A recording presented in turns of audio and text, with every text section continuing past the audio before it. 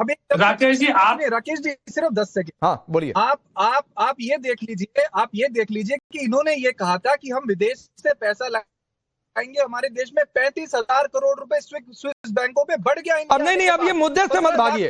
अभी निवान भाई, आपने थोड़ी देर पहले एफडीआई की बातचीत की, अब आप काले धन पर चले गए, एक आंकड़ा सामने रखा। या तो वो आंकड़ा गलत साबित कर देते, मुझे लगा शायद आप 10 सेकंड उसके लिए ले रहे हैं।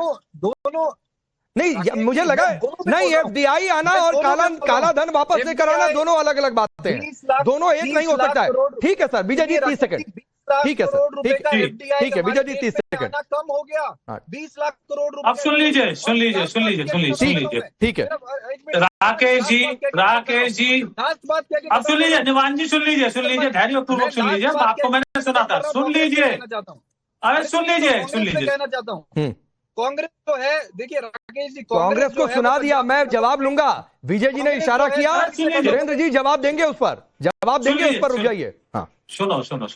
देखिए राकेश जी, दो आंकड़े मैं पेश करूंगा। हाँ। आज भारत के पास विश्व का चौथा फॉरेन रिजर्व है, और जब ये कांग्रेस पार्टी गई थी 2014 में, जब 300 अरब डॉलर के आसपास फॉरेन रिजर्व छोड़ दी गई थी, आज हमारे पास 700 अरब डॉलर के आसपास है, और ये 735 अरब डॉलर तक पहुंच गया था। तो इससे अंदाजा लगा लीजिए, हाथ कंगन को आरसी क्या और पढ़े लिखे को फारसी क्या। तो इस चीज से ये मुकर नहीं सकते, भाग नहीं सकते, लेकिन इनकी आदत है इस तरह की बातें करना और बेकार की बातें। ठीक है विजय भाई, थोड़ा सा वक्त कम है, मैं आपको रोकता हूं। सर, उसी फॉरेन रिजर्व पर प्रेशर पड़ रहा था, तभी तो अपील की गई कि तेल कम खर्चा करिए, तभी तो अपील की गई कि कारपूलिंग करिए, तभी तो सारी बातें हुई ना सर। दबाव पड़ रहा था ना विजय जी। राकेश जी तो सर ये बातचीत बाद में होगी। शिवराज आप कुछ कहना चाह रही थी, 30 सेकंड, फिर सुरेंद्र जी आ रहा हूं। जी, मैं सुरेंद्र राजपूत जी की बात का जवाब देना चाहती हूँ। देखिए, सुरेंद्र जी के साथ बहुत तीखी बहसें होती हैं, लेकिन मर्यादा हम लोग कभी क्रॉस नहीं करते, क्योंकि उनकी बातें तार्किक होती हैं, उनकी बातों का जवाब देने का मन करता है। लेकिन कुछ प्रवक्ता आते हैं जिनका सिर्फ एक ही जीवन में एक ही काम है, या तो कास्ट कार्ड खेलो या सामने वाले को सीधे गाली गलौज से बात करो। उनके साथ राकेश जी नॉर्मल बहसें नहीं हो सकती।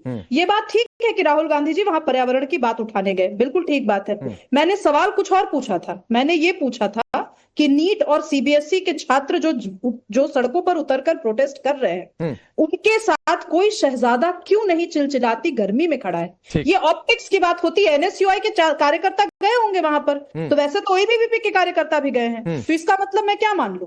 ये कोई तर्क नहीं हुआ। ठीक है, जवाब ले लेता हूं। समय थोड़ा आज कम है, जल्दी से इसका 30 सेकंड में सुरेंद्र जी जवाब दे लीजिए। आखिरी आप ही का जवाब बोलिए। मैंने फिर से वही कहा शुभ रास्ता जी से कि शुभ रास्ता जी, आप थोड़ा सा आंख खोल करके देखिए तो आपको दिखाई देगा कि राहुल गांधी जी ने के ही प्रयासों से नीट का और राहुल गांधी जी के ही प्रयासों से सीबीएसई का जो मसला हल होने की तरफ है, वो आज अगर कोई भाजपा का मंत्री कोई बेशरम हो गया है, और अगर प्रधानमंत्री बिल्कुल थितरई पे उतर आए हैं, उनका इस्तीफा नहीं ले रहे हैं, तो हम अपनी तरफ से उनको संसदीय कमेटी तक में बच्चों को लेकर के आ रहे हैं। काम इंपॉर्टेंट है, और बाकी सड़क पर हमारा कार्यकर्ता उतरा हुआ है। दूसरी बात जो आपने कही कि पर्यावरण के लिए, बिल्कुल राहुल गांधी जी पर्यावरण के लिए ही गए थे।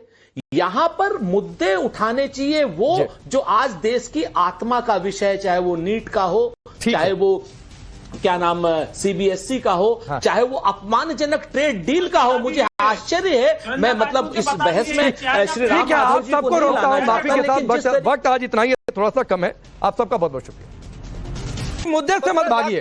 अभी निवान भाई, आपने थोड़ी देर पहले एफडीआई की बातचीत की, अब आप काले धन पर चले गए, एक आंकड़ा सामने रखा। या तो वो आंकड़ा गलत साबित कर देते, मुझे लगा शायद आप 10 सेकंड उसके लिए ले रहे हैं। नहीं, मुझे लगा नहीं, एफडीआई आना और काला धन वापस लेकर आना दोनों अलग अलग बातें हैं, दोनों एक नहीं हो सकता है। ठीक है सर, विजय जी 30 सेकंड। ठीक है सर, ठीक है विजय जी 30 सेकंड। कम हो गया 20 लाख करोड़ रुपए। अब सुन लीजिए। ठीक है राकेश जी अब सुन लीजिए, निवान जी सुन लीजिए, धैर्यपूर्वक सुन लीजिए। आपको मैंने सुना था, सुन लीजिए।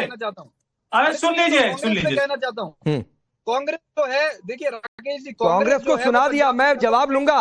विजय जी ने इशारा किया, सुरेंद्र जी जवाब देंगे उस पर, रुक जाइए। हाँ सुनो। देखिए राकेश जी, दो आंकड़े मैं पेश करूंगा। आज भारत के पास विश्व का चौथा फॉरेन रिजर्व है, और जब ये कांग्रेस पार्टी गई थी 2014 में, जब 300 अरब डॉलर के आसपास फॉरेन रिजर्व छोड़ के गई थी, आज हमारे पास 700 अरब डॉलर के आसपास है और ये 735 अरब डॉलर तक पहुंच गया था। तो इससे अंदाजा लगा लीजिए, हाथ कंगन को आरसी क्या और पढ़े लिखे को फारसी क्या। तो इस चीज से ये मुकर नहीं सकते, भाग नहीं सकते, लेकिन इनकी आदत है इस तरह की बातें करना और बेकार की नहीं। ठीक है विजय भाई, थोड़ा सा कम वक्त कम है, मैं आपको रोकता हूं। सर उसी फॉरेन रिजर्व पर प्रेशर पड़ रहा था, तभी तो अपील की गई कि तेल कम खर्चा करिए, तभी तो अपील की गई कि कारपूलिंग करिए, तभी तो सारी बातें हुई ना सर। दबाव पड़ रहा था ना विजय जी। राकेश जी तो सर ये बातचीत बाद में होगी। शिवराज आप कुछ कहना चाह रही थी, 30 सेकंड, फिर सुरेंद्र जी आ रहा हूं।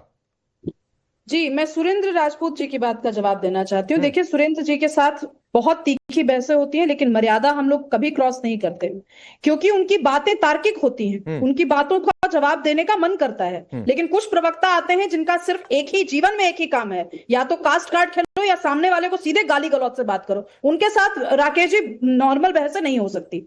ये बात ठीक है कि राहुल गांधी जी वहां पर्यावरण की बात उठाने गए, बिल्कुल ठीक बात है। मैंने सवाल कुछ और पूछा था। मैंने ये पूछा था कि नीट और सीबीएसई के छात्र जो सड़कों पर उतरकर प्रोटेस्ट कर रहे हैं, उनके साथ कोई शहजादा क्यों नहीं चिलचिलाती गर्मी में खड़ा है। ये ऑप्टिक्स की बात होती है। एनएसयूआई के कार्यकर्ता गए होंगे वहां पर, तो वैसे तो एबीवीपी के कार्यकर्ता भी गए हैं, तो इसका मतलब मैं क्या मान लूं? ये कोई तर्क नहीं हुआ। ठीक है, जवाब ले लेता हूं। समय थोड़ा आज कम है, जल्दी से इसका 30 सेकंड में सुरेंद्र जी जवाब दे लीजिए। आखिरी आप ही का जवाब बोलिए।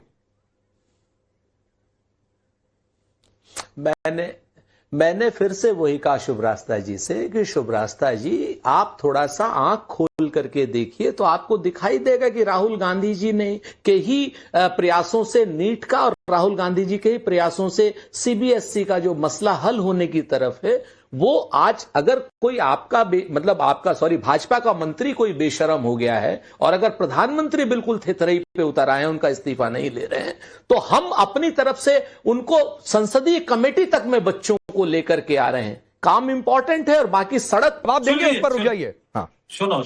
हाँ, देखिए राकेश जी, दो आंकड़े मैं पेश करूंगा। हाँ। आज भारत के पास विश्व का चौथा फॉरेन रिजर्व है और जब ये कांग्रेस पार्टी गई थी 2014 में, जब 300 अरब डॉलर के आसपास फॉरेन रिजर्व छोड़ के गई थी, आज हमारे पास 700 अरब डॉलर के आसपास है और ये 735 अरब डॉलर तक पहुंच गया था। तो इससे अंदाजा लगा लीजिए, हाथ कंगन को आरसी क्या और पढ़े लिखे को फारसी क्या। तो इस चीज से ये मुकर नहीं सकते, भाग नहीं सकते, लेकिन इनकी आदत है इस तरह की बातें करना और बेकार की नहीं। ठीक है विजय भाई, थोड़ा सा कम वक्त कम है, मैं आपको रोकता हूं। सर उसी फॉरेन रिजर्व पर प्रेशर पड़ रहा था, तभी तो अपील की गई कि तेल कम खर्चा करिए, तभी तो अपील की गई कि कारपूलिंग करिए, तभी तो सारी बातें हुई ना सर। दबाव पड़ रहा था ना विजय जी। राकेश जी तो सर ये बातचीत बाद में होगी। शिवराज आप कुछ कहना चाह रही थी, 30 सेकंड, फिर सुरेंद्र जी आ रहा हूं।